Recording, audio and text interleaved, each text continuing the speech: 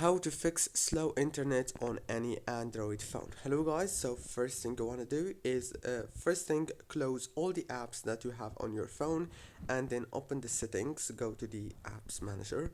After you open the apps manager, on this page you will find the apps that you have on your phone.